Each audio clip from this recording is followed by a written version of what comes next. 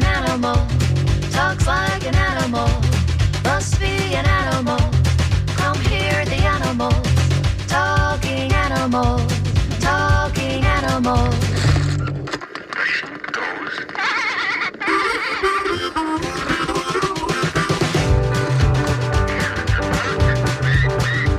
It walks like an animal, talks like an animal, must be an animal.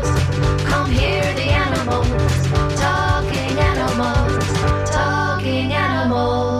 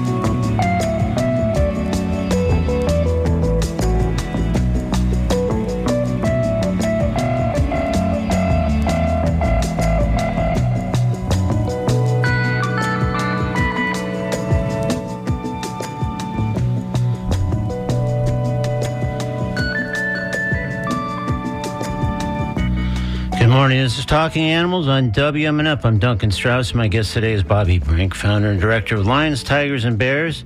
Sure, this phrase evokes the Wizard of Oz, particularly fitting, I guess, in this cultural moment embracing Wicked. But there's nothing whimsical about this place. It's a 140-acre animal rescue, sanctuary, and educational facility in San Diego, housing, yes, lions, tigers, and bears, as well as additional big cats and assorted other animals. Launched by Brink in 2002 and shepherded by her vision and leadership, Lions, Tigers, and Bears has developed a global reputation for the stellar care afforded its resident animals and the educational opportunities that the sanctuary offers. As one example of those educational efforts, Brink participated in the recent International Captive Wildlife Conference, speaking on a panel called Captive Wildlife Sanctuaries at Forefront, delivering a talk entitled The Bare Truth. That lecture sprang from her long track record over a quarter century rescuing animals from neglect, abuse, and exploitation. As another measure of her commitment to broad educational outreach, Brink spoke at Comic-Con 2024, raising awareness about the ethical treatment of animals in entertainment. So there's a great deal to discuss when I speak with Bobbi Brink in just a moment here on Talking Animals on WMNF. Coming up later in today's program, I'll speak with Elliot Ross, a celebrated photographer whose new book, Crows Ascending, reflects Elliot's work during the pandemic, capturing the birds taking flight near a San Francisco apartment. Ross has manipulated the images, creating a lovely, poignant connection, sort of a small but mighty coffee table book. As you may know, I'm fascinated by crows, and I look forward to learning what drew Elliot to them for this eloquent meditation. Crows Ascending. When I chat with him in just a few minutes after we finish later in the show, speaking with Bobbi. Right now, let's talk about the sanctuary known as Lions, Tigers, and Bears with its founder, our guest today, Bobbi Brink. With a reminder that I invite you to join the conversation by calling 813-239-9663, emailing dj@wmnf.org, or texting 813-433-0885. Let's welcome Bobbi Brink to Talking Animals on WMNF. Good morning, Bobbi.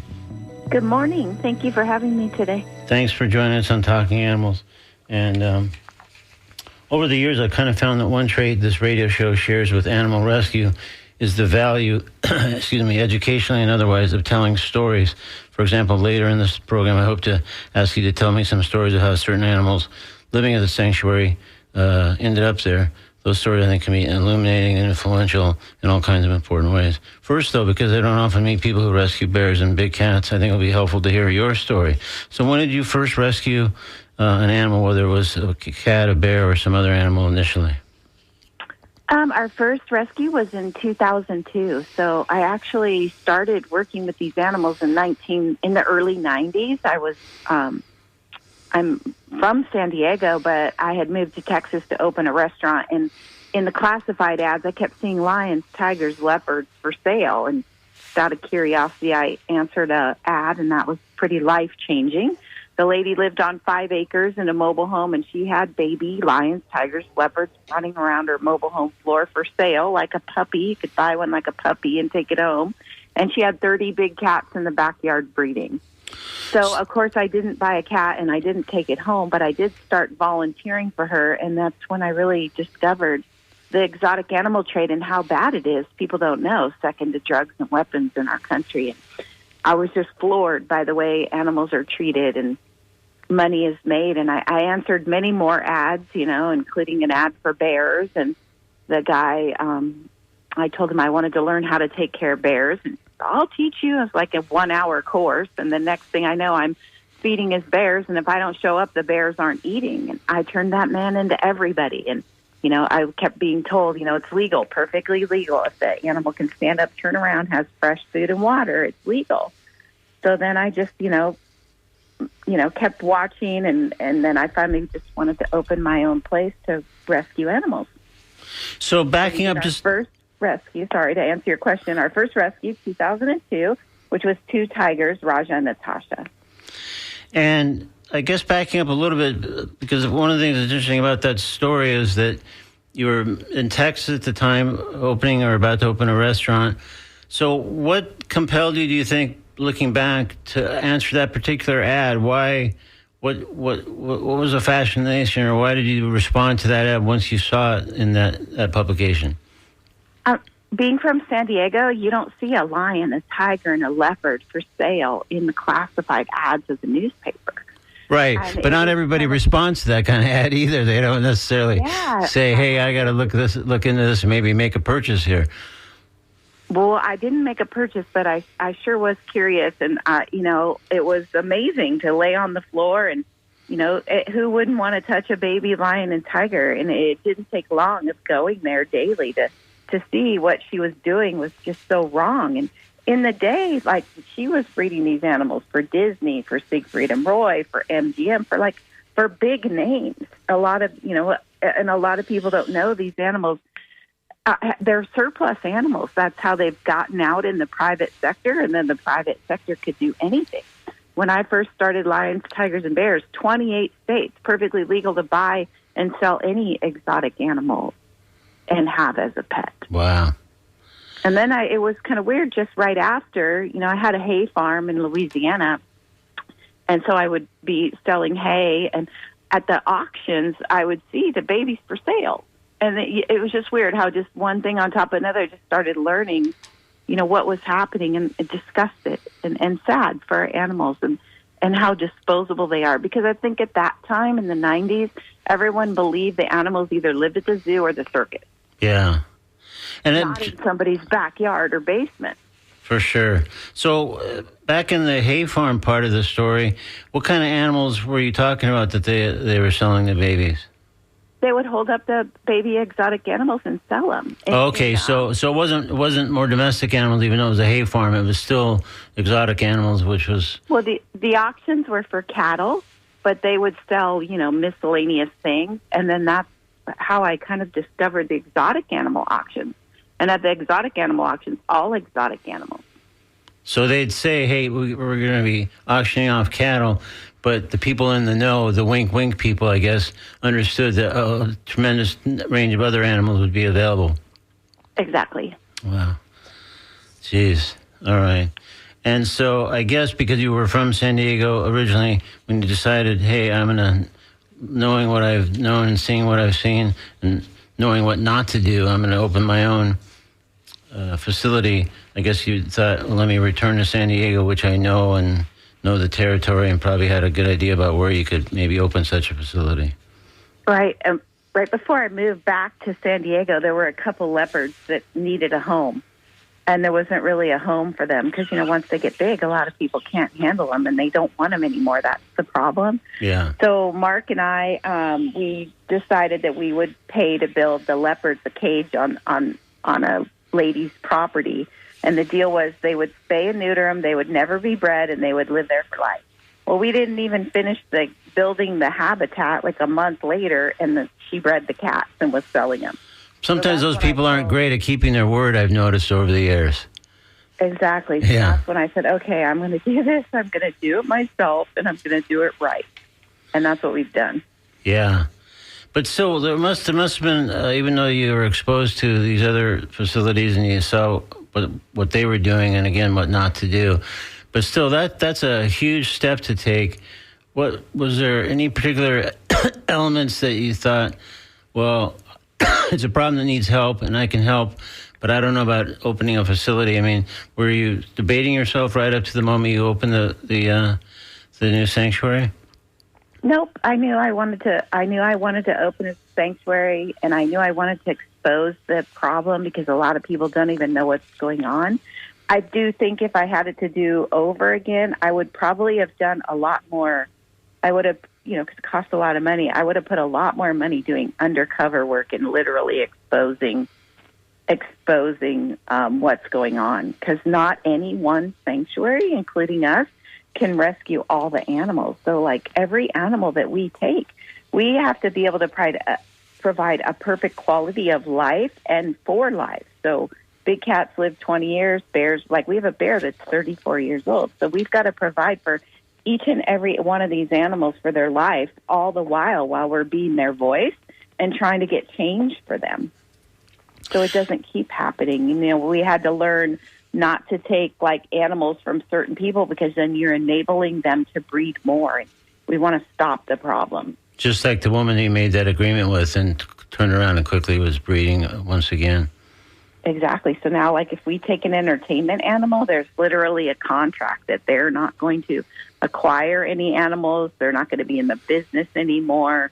And we try not to take the cub petting animals from people who are going to continue doing the cub petting, because then that just makes it where more animals are bred and disappear and are killed or sold off for their body parts. And that's what we're trying to stop, is the trade and the trafficking. Yeah. Well, I would think some people unfamiliar with the sanctuary thus far might be quite surprised to learn that there are bears and big cats and other animals living just in East San Diego. I mean, my sister lived many years ago in Miramar, which I think is not too awfully far from where the sanctuary is. So about a half hour. Yeah. So, again, I think people more and more, obviously, over the years have become aware of it, but it's probably jarring for some people to figure out, just... Now, that's one of our biggest problems. No one knows we're here, and we work all over the country. Yeah. And what do you think's slowing that awareness? I don't know, because the news media helps us. We have lots of social media. I think it's just taken a while for people to know we're here in San Diego. Yeah. But we have great community support. And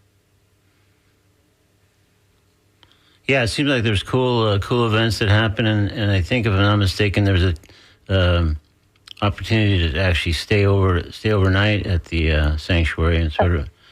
We've got a beautiful Airbnb, a beautiful retreat here. It's 2 bedrooms, a king and a queen room, and you have access to one of the biggest habitats with the tigers is kind of right outside the porch, and there's a huge venue out there and an outdoor kitchen and fire pit, and there's a couple swimming pools for people and jacuzzi, and it's super pretty here. You can see all the stars, and there's no city lights, and you can hear all the animals at night, even the wild ones like the peacocks and the coyotes.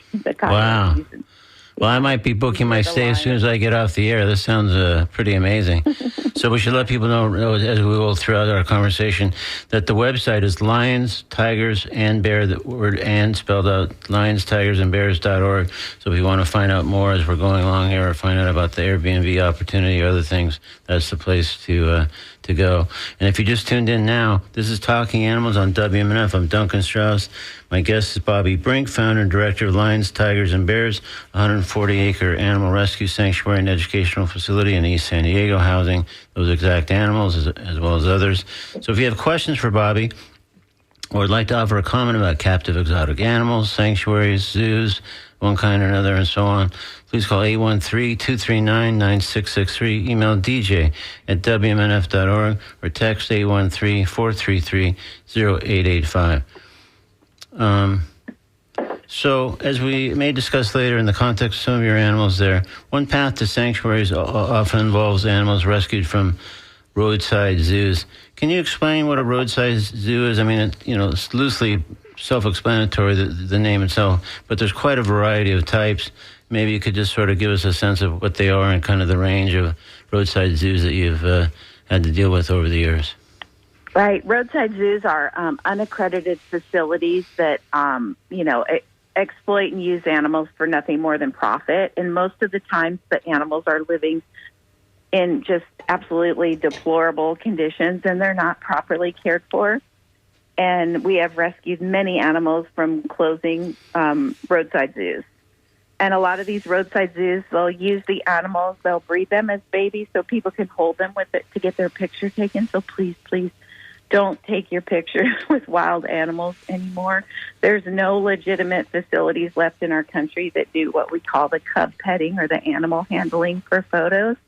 Because after they're too big to do the photos to these places, they're completely disposable. And there's no federal tracking, so a lot of them disappear, they die, they're sold for their body parts, or they just live in these teeny, overcrowded, filthy cages. And a lot of times we'll work on some of these cases for years, and we still can't get some of the animals out of some of these places. So are there one or two particularly egregious roadside zoo experiences that come to mind from your work over the years trying to rescue them from those kinds of circumstances? Yeah, just recently we rescued some animals from a closing roadside zoo in Maryland, and it took so long for the legal part in the case to get the animals that literally tigers and lions laid on the ground and died there. Oh, geez. But we were able to finally get the judge to help get the animals out of there. So we moved two Himalayan black bears here, Susie and Sally, who were just grossly overweight because all they were feeding them were donuts and pastries, and they've lost a couple 100 pounds each since they've been here, and they look great now. And we also brought a llama and some mini horses from there, and then the reptiles went up to a zoo, and a couple other animals. We drove to another sanctuary, like some emus and some quadrumundis. Wow. So yeah, but it took years, and it's really sad that animals had to lay there and literally suffer before we could get them out. And we do have some other places, that we're currently working on, and we try to do everything we can to get the owners to do the right thing, but I don't know, some of these people, they don't do the right thing. And if they kind of just say, no, I'm keeping my animals even though they're living in these horrible conditions and, ill and not well cared for at any level, is that where then officials move in? But it sounds like from your last story that's also the thing that can be like a protracted process because of whatever legal procedure is necessary to actually seize the animals. Right. It takes forever, and the laws are state by state. Some of them are even county or parish by parish. So sometimes the animals have no protection. Animals still have no rights. This is one thing I'd like to change in my lifetime. Yeah. So it makes it really hard because they're still considered property, and it's really hard to take away people's property no matter how they're caring for it.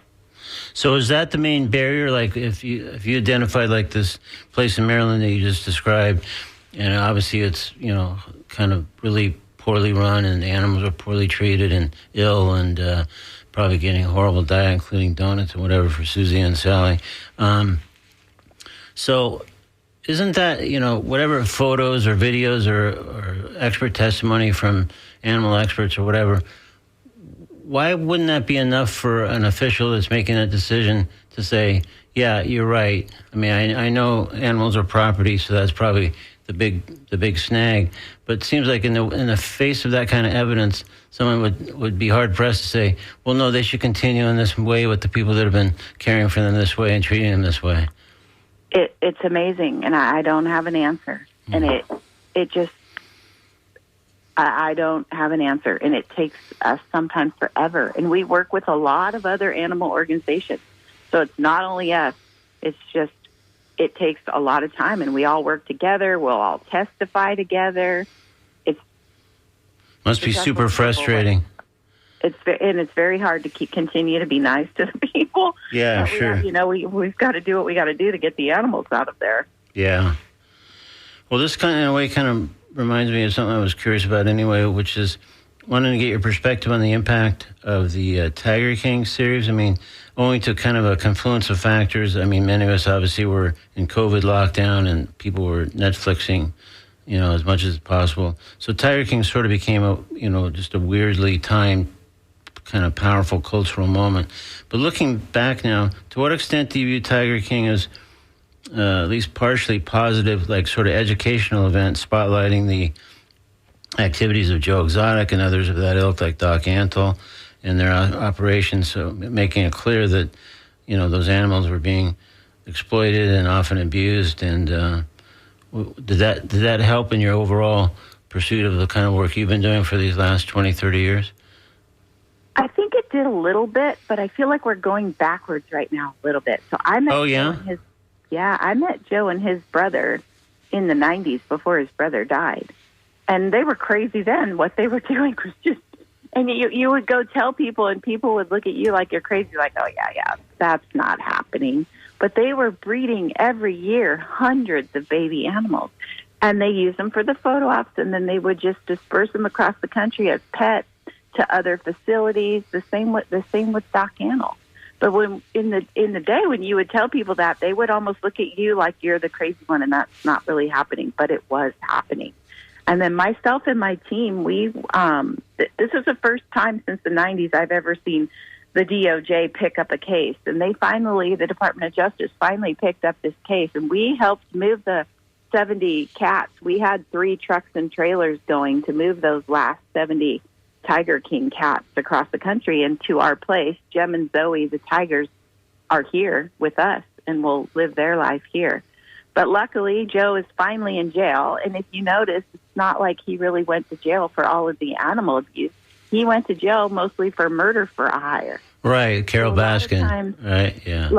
A lot of times, most times, when we go into these places with the first responders and they're serving the warrant on the people, they secure the people, we go in and get the animals, because your basic police officer isn't trained to go in and get a tiger out of a bedroom or a basement or a garage.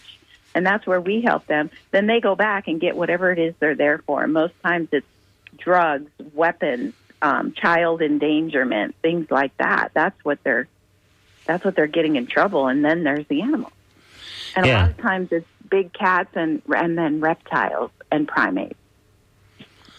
Yeah, well, it sounds like, even now, like even in the case of Joe Exotic and Tiger King, that still, as you just kind of noted, the things that he was arrested for initially, or at least mainly imprisoned for, really weren't animal related. So even then, even as extreme and high profile with a hugely watched series on Netflix, whatever, it still wasn't the animal abuse or exploitation that really got him in trouble. Exactly, and then explain to me why Jeff Lowe is still out of jail, never done a day in jail with all that animal abuse. Even when his 70, we were there, in one day we moved 70 cats. We moved all 70 of his animals. They had served him a warrant, and he's out of jail. I have no explanation. That man should be in jail for all he's done. Yeah. Oh, jeez. Well, I've just gotten an email in from one of our listeners that says, is there a database to report animal abuse sideshows, it says here? We keep a pretty good list of, who we think is doing what, and then we just slowly work on it. And a lot of times we'll have, where people get on our email list so we can communicate with them to help us write letters to authorities and constituents when the time comes when we need help. Yeah, but it sounds like, if I follow this emailer's question, it sounds like there's not like a central database where you could say, hey, I went to this facility and I saw this going on and I want to report this abuse, so it's goes on record and starts to build a, kind of a history. No, because again, all the rules are like state by state or wherever. Like, there's still places that you can own a tiger as a pet. Until the federal bill, I worked on the Big Cat Public Safety Act 18 years. Tippi Hedren and I were the first ones to walk the Capitol trying to get the first bill through. And then, time and time again, we would fail. When we walked the first one through and tried to get constituents to sign on, we immediately got shut down. And at that time, it was Kenneth Feld who owned Ringling Brothers Circus. And then it just slowly got to, I think, like the fourth or fifth time we introduced the bill. And then it was finally when Ringling Brothers was dropping out that we finally started making momentum. And then getting the zoo on board was really, really hard, getting the AZA on board. And then finally, it took 18 years. And it only covers big cats, so it doesn't cover wolves. It doesn't cover primates, reptiles, and bears. Wow. So a lot of times now, maybe they're not allowed to do the cub petting with the big cats, but they'll just go get bears instead, or quadrumundis, or lemurs, or some other primate, or some other animal, so they can continue to breed animals and make their living exploiting the animals. So that's really, even with whatever legislation's in place over all these years, that's really for these people where the money is the petting of whatever kind of small animal it is, and the photos that are taken with those. I mean, that's, I guess, just generates so much dough for them that even if they can't do big cats, they'll, like you say, they'll do whatever other animals that still people want to have a chance to pet or to have their pictures taken with at all costs. Yeah, so please don't take your photo. And, cruise ships, I've gone on the cruise ships and talk in the theater, when people go for the entertainment, and we'll have a little 15-minute presentation that asks them not to get off the cruise ship and get their picture taken with the animals there, because the only way it's going to stop is if people stop supporting it. Yeah, well, and it's like this and other things. It's so much about educating people who, on some level, really couldn't really see like what's so bad about it. I'm just having my picture taken.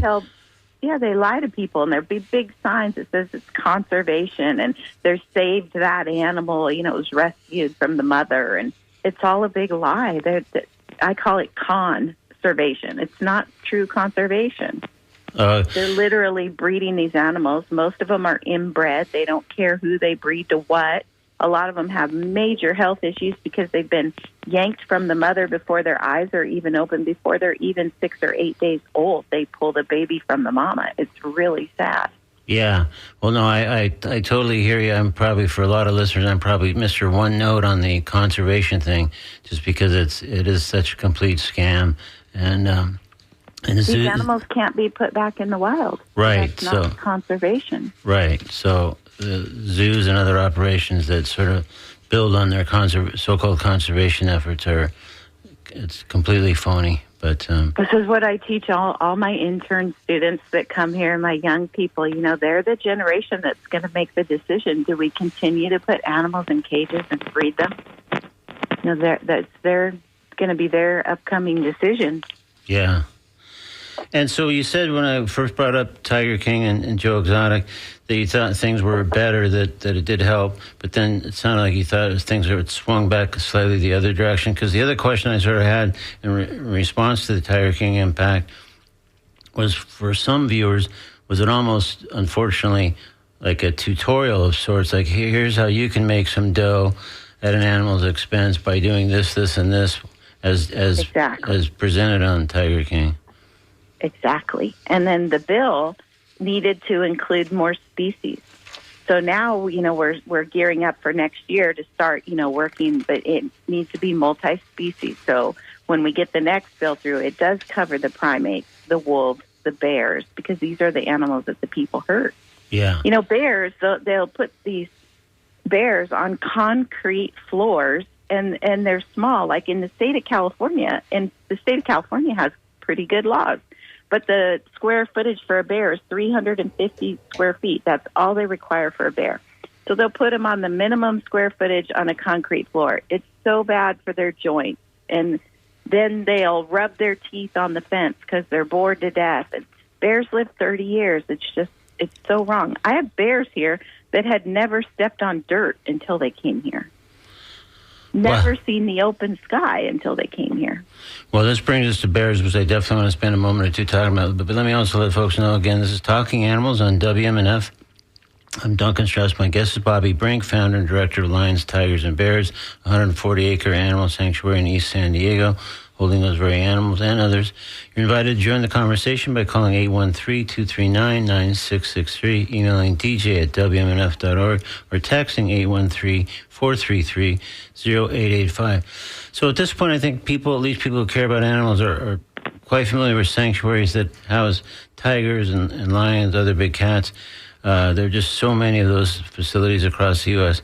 But what seems far less common are facilities that provide sanctuary to bears, and yours, of course, does both. I mean, I love bears. Talk to me about some of the unique challenges of caring for bears in contrast to caring for big cats. I think bears are a little busier. They need a lot more space. They don't sleep as much as cats. They're a little bit harder to care for. We are actually trying to raise funds to build a few more bear habitats right now because we know some bears that we're desperately trying to get out of where they are, and we'll need a place to put them. And bears get in trouble a lot, so they get into the neighborhoods and they'll start going in people's swimming pools and trash cans. And in California, they get 3 chances before the authorities will put them down. So it's always nice if we have a place where those bears can go. But bears need space. They need dirt. They need rocks. They need a swimming pool to, immerse their water. They need running water. And they need things to keep them busy. So, like, our keepers are always trying to hide things so that they have to forage, actually forage for their food. And they're trying to keep them thinking. And bears are not a real, easy animal to care for. So they need a lot of enrichment. It sounds like things that are challenging them all the time to keep from boredom. Yep. Yeah. All right, I think we have a caller here. Let's take that caller and get them involved in the conversation. Hi, you're on Talking Animals with Bobbi Brink. Hi. My name is Connie. I live in East Pasco County, Florida. I was just calling to thank your guest for the work that she's doing. I'm really saddened by the situation that exists in this country and on this planet for animals, and I totally agree with you as far as animal rights go. The story you told about lobbying for 18 years, I think you said, with Tippi Hedren to get a bill passed is just, I don't know what to do to wake humans up about the treatment of animals, and I'm just wondering, how do you keep going? Because I'm dealing with my own little situation here with TNVR cats being taken inappropriately in my neighborhood, and it feels like a tireless fight that I'm fighting myself, and I also just want to say I just made a quick donation to your organization. Thank you. Wow, well, thank you. Thank you, Connie. I think that animals keep me going. I see these animals sometimes, like, for instance, Sugar Bear, one of the bears we rescued from Ohio. He lived in a small corn crib. He'd never been out of that 10-foot corn crib. And we moved about 30 animals when we were moving him off the same property. We put him in the very front of my trailer hauler. So he had like a rolling cage inside of the trailer. He made the whole trip to deliver like 10 different animals with us. And every time we'd open the door, he was just fine, happy to get a treat, happy to have a snack. And we brought him home. And all the animals go through a medical quarantine. So they're in a smaller area where they get to know their keeper and know the veterinarian. And they go through all the veterinarian, but so we can make sure they're healthy before we put him over with the other bears. And we were going to introduce him to 5 other black bears. So then we put them in their bedrooms when we do move them to their new habitat. And their bedrooms are small, and they're the safety place where we can lock them up while the keepers get out and service their habitats. And then it's also where we can do medical, or if there's a fire, we can evacuate, all that kind of stuff. Well, he was fine. And then when we opened the door to let him out in the habitat to give him some freedom, he was scared to death. He was running back and forth. So every day we'd open the door for like an hour, open the door for 2 hours, open the door for half a day. And a few weeks later, we could leave the door open for the whole day, and then we'd leave it open overnight. And then we saw him touching the dirt outside with one paw. And then finally he would step out and step back in. And then one day we all looked out, and he was sitting like a little kid in the sandbox. He had dirt piled up on his legs, and he was just playing in the dirt. That's the paycheck. And then now he, of course, covers the whole habitat. So now he knows how to be a bear. That's so great. And that back to Connie's question, and sort of, I think many people's probably similar question is how you keep going in the face of such challenges and adversity and, unfortunately often awful people mistreating various animals. I mean, seeing that bear hanging out and enjoying himself, I think it was him, in that enclosure with all that dirt piled up, and like you say, being a bear, that probably keep you going for the next few years, just that situation alone. Yep, one animal at a time, and and then seeing him play in the pool and jump up and down and watch the water splash, it's just priceless. And all we can do is one animal at a time, and then we got to get laws changed. So just getting more people on board to help, and more people to know. A lot of people want to help, but they don't even know how, and they don't know what's actually happening to the animals. Well, I have another bear question or two, but while we're on the topic of how people can help, are there certain things that people listening that feel moved to do so could do to help enhance the prospects of legislation or anything to work on this, on getting some better laws with wider enforcement passed? One thing that really helps us is if you can sign up to be on our email list and ask to be on the one where we, for legislation, and a lot of times we'll email out where we need letters written or phone calls made. And then social media is priceless, just sharing our stuff with everybody on social media so we can help to educate people and get more people to know what we're doing. So when we do need help, we can reach out, and depending on what state we're working on and what bills we're working on, because we're getting ready to start next year pretty fresh on some new things. All right, so we should say that website is lionstigersandbears.org, and sign up for the email messages, and that way you can be alerted if there's any sort of efforts for legislation or anything else that they could use your help. And sometimes it's a simple matter of like just sending an email, or even less arduous, copying and pasting an email that is provided sometimes by Lions and Tigers and Bears or other organizations. So, but the impact can be tremendous when somebody, legislators' inbox is flooded with those kinds of appeals. They take notice. And then when you're out and about and you're going to travel or visit animals, please only visit accredited animal sanctuaries, accredited by Global Federation Association of Sanctuaries or American Sanctuary Association. Because if they're not accredited, there's most likely a reason they're not accredited. So don't support them. All right, so back to, I got to come back just because I'm such a bear nut. I got to come back to a question or two about bears. And you talked about the challenges for bears and how much they need to be stimulated and kept busy and engaged. How much do those challenges vary by species? For instance, how is a Himalayan black bear housed and maybe cared for differently than, say, a grizzly bear?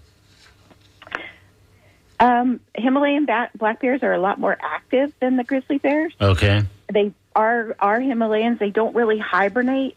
Where we are in San Diego, there's always food on the ground. Whether they're eating the grass or they're eating an ant or bugs or whatever. They always have access to food. The snow never completely covers the ground here. We get snow, but just enough to cover the ground for a day, and it's gone in 2 days. So most of our bears don't go into a full hibernation.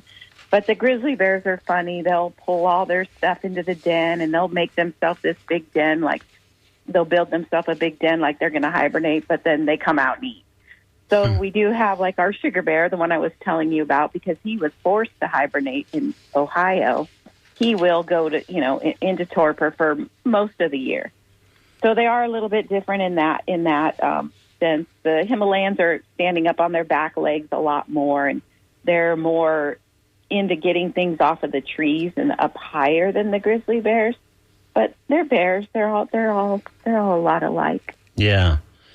And is there a particular bear that you have a special soft spot for? I love them all, but I think Sugar Bear, the black bear that I told you about, and then Rocky, our bear Rocky. Yeah. He's a retired entertainment animal. Same thing. Spent his whole life in a small cage, but then he was carted around for commercials and to be used for movies and things like that. He was literally trained to stand up and bite people on the neck. And he had a new trainer learning how to train, and he bit and killed the trainer. So of no fault of Rocky's, he was taught to attack people, and he killed somebody. So, I knew that. We were. Sorry, I didn't mean to interrupt. Go ahead, Bobby. Sorry. We were lucky enough that he was not put down by the authorities, and he was just a bear being a bear, and he gets to live his life out here. So he's pretty special.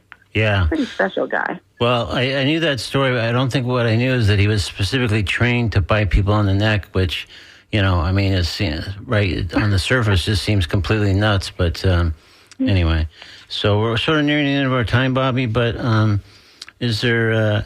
Well, I guess I got to ask just because I'm sure people ask about the name. So naming the sanctuary, I mean, it's descriptive and it's truth in advertising. I mean, those are the animals that are there. But I'm guessing there's kind of a wink there. I mean, you could have put them in a different order: bears, tigers, and lions, or whatever. So was this kind of just a thing to have fun with and sort of maybe serve as a marketing element when you said lions, tigers, and bears? Well, I started trying to start Lions, Tigers, and Bears in 1998, and my father-in-law was dying at the time, and we would go and visit him every week. And from his ranch, we would go hiking, and he'd always say, "Watch out for those lions, tigers, and bears out there." So that's actually where we got lions, tigers, and bears, and that's when we started calling it lions, tigers. So it's less Wizard of Oz reference than your father-in-law's kind of comment when you guys would head out hiking. Yeah. Yeah, I think he thought we were crazy doing what we were going to do, but... Okay. Well, it's a good kind of crazy because all these years later you've helped a bunch of animals and you still are. So... okay, well, I think we have reached the end of our time. We've been speaking with Bobbi Brink. She's the founder and director of Lions, Tigers, and Bears in the eastern San Diego area. Again, the website is lionstigersandbears.org, and they're very active on social media, which you can easily search for based on the name of the organization, and help out with their legislative efforts. And already, like Connie did there, send them a few bucks if you have a chance and help support their great work. So, Bobbi, thank you so much for joining us on Talking Animals and all your great work on behalf of our animal friends over all these years. Thank you so much. Thank you to everyone. Thank you, Connie. Have a great day. Thank you. In a moment, I'll speak with photographer Elliot Ross about his new book, Crows Ascending, a poignant study of the birds taking flight near his San Francisco apartment, having manipulated the images in intriguing ways. It holds a metaphorical connection to other events, as we'll hear about as well when we discuss Crows Ascending with Elliot in just a moment here on Talking Animals. Right now, we're going to step into the comedy corner with Mike Birbiglia, offering, I think, a relevant piece given the conversation we just had with Bobbi Brink. Here's I'm a Bear, taken from Mike Birbiglia's Sleepwalking piece in today's Comedy Corner on Talking Animals on WNF. This is the first time I remember sleepwalking. I always had dreams about wild animals when I was a kid. When I was a kid, I had this recurring dream for years that there was a bear walking in the front door of my house, literally opening the front door, which is the scariest part when you think about it. A bear with opposable thumbs. Because if a bear can open a door, sky's the limit. I don't have a plan for that one. My plan was the door.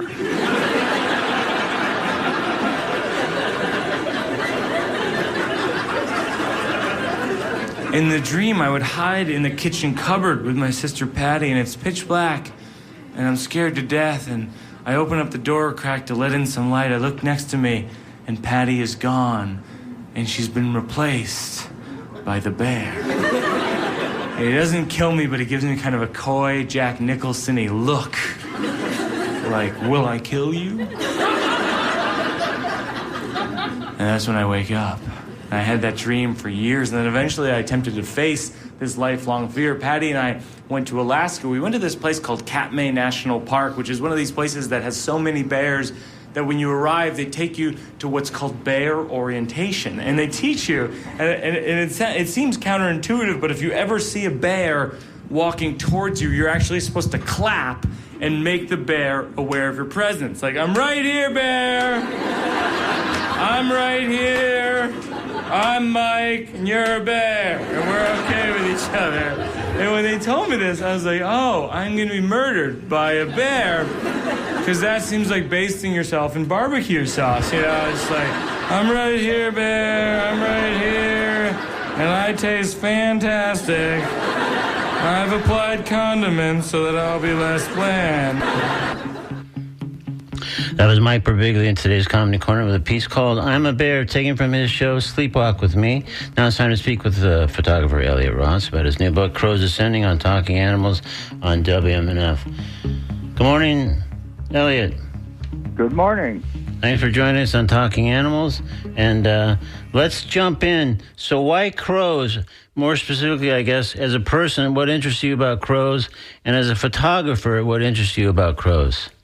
Well, crows were right outside my window, and I've been photographing animals for years now. And crows have this way of transforming themselves when they're grooming themselves, when they're they really totally change shape, and that's what originally drew me to photographing them. But then when I moved locations, I moved from one apartment to another to where the crows are really. I'm really kind of in a crow superhighway where they seem to be. I'm in San Francisco. Yeah, and they seem to spend the night on Telegraph Hill. I'm not really sure because they kind of disappear in the distance. And but at around dawn, they come in a huge flock, or murder, as is popularly called. Yeah, a flock of crows, and they come and sometimes they in between they rest or gather for some reason on the roofs around where my apartment is, and I began photographing them originally with the intent of capturing more of these transformative shapes, but then I accidentally photographed one as it was about to take wing from the roof. And it became this kind of almost angelic image. This, anyway, it was quite beautiful. So, so it's possible that most people listening haven't yet had a chance to see the book. Can you describe the at least some of the images and how you altered the photographs and why? I assume probably to partly at least depict the transformation that you're talking about, but for other reasons as well. Well, I didn't really alter the photographs except by cropping, a little bit to allow the images to be larger and occupy the frame. So what we see is really just the effect of the birds taking flight, and that's why we see them kind of in. Obviously, blurry isn't the right word, especially talking to a photographer, but kind of this almost celestial kind of element to them. Yeah. Well, as far as my influencing how the images are taken, they're taken at a lower shutter speed, and that's why you see all this movement. Yeah. So it's the shutter speed is somewhere in a fraction of a second. Normally, I would have been shooting at, say, a 200th of a second, but instead, I'm shooting at more like a 10th of a second. Yeah. So that you capture all this movement that is never seen by the human eye. And there's kind of an important context here, really, for what, at least I gather, for what drew you to sort of presenting the crows in that way. I mean, there were things going on at the time, and there's other connections. Maybe you can address those. Well, it was during the beginning of the pandemic when I had been ill in January of 2020, and after I was released from the hospital, the pandemic expanded and became such a threat to my health that I could barely ever leave my apartment. So for two years, fortunately I have many windows here, so I felt like I was still part of the world. Yeah. But I couldn't I couldn't really go out that much, and so I concentrated on photographing the crows. Meanwhile, my younger brother Michael, who's been in a home, had been in a home for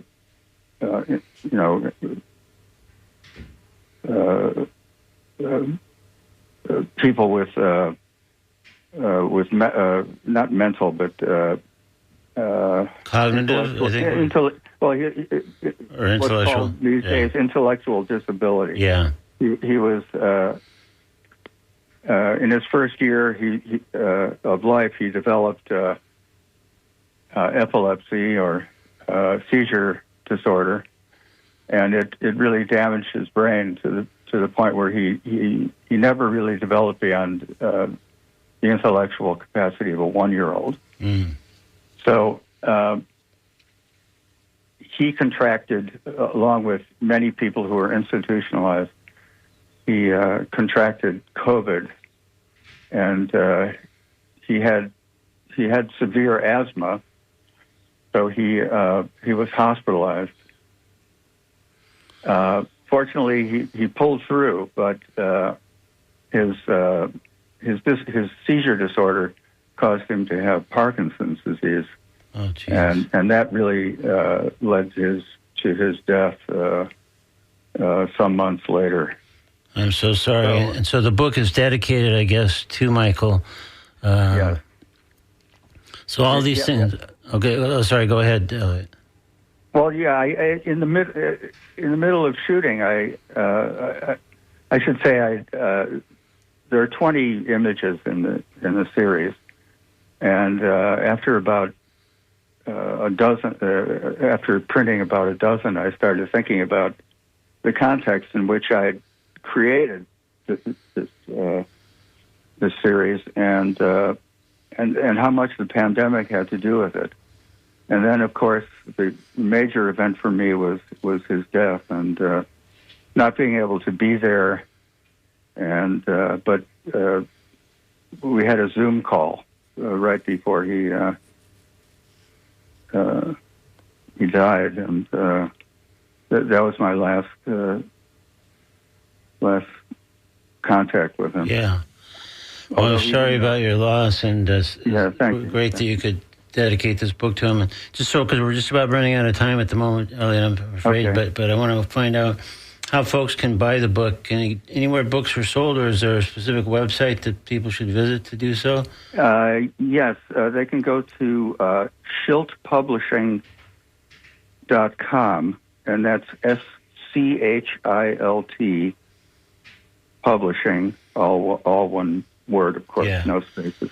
Okay, because it's quite a sort of eloquent meditation, and obviously, as we've talked about here briefly, there's a few things that all figure into the book and the way the images are presented, and it's really quite striking. So I really thank you for that. Yeah, I really responded to the book. So afraid we're out of time at this point, Elliot, but good luck with the book. It's called Crows Ascending, much. And again, it's Schilt, SCHILT Publishing.com to look into the book. It's like a beautiful sort of miniature coffee table book. So thanks again, Elliot. Take care. Thank you, and goodbye. Bye-bye. Coming up on WMNF, it's the conversation with Mario Nunez and Joe King Carter. Today with Sam Ball as well, and then we shift back to music with Jim Bannon and Nancy C. all coming up shortly here on WMNF Tampa. Thanks again for listening.